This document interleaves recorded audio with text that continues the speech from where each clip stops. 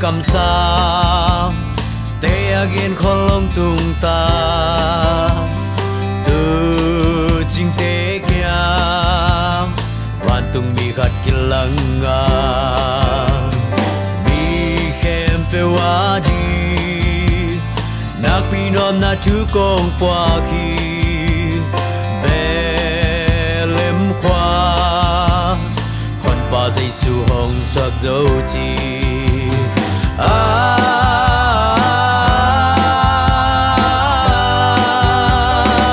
van tung mi te le van tung ga kap te in tha khat di nong ki kho mi na ngai mama la sa hi van mi siang thâu te van sang bel na pasian min thang hela lei tunga dei mi te tunga non na ta hen chi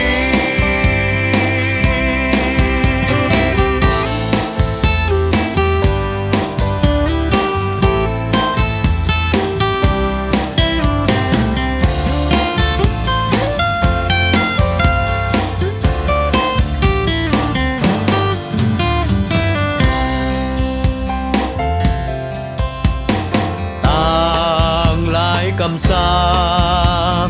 te again kholong tung ta từ chính te kia van tung mi gat kilanga mi khem pe wa di nak pi rom na tu kong pwa ki belem khwa van pa dây su hong soak dấu chi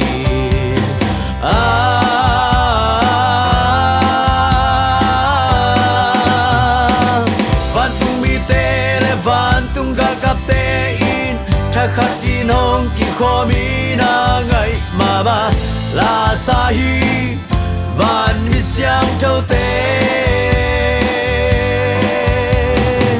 van sang bel na pasian min thang hela lei tunga dei mi te tunga no na ta hen chi mi zata adingi nak pi nuam na tu no te kong za sak ding hi tu ni David Khoa tô pa Chris hi hong tan pai no te ading in a swag zo hi van tung mi te le van tung ga kap te in tha khat di dong ki kho mi na ngai mama la sa hi van mi siang thâu te van sang bel na pasian min thang hela lei tunga dei mi te tunga nop na ta hen chi van tung mi te le van tung ga kap te in tha khat di dong ki kho mi na ngai mama la sa hi van mi siang thâu te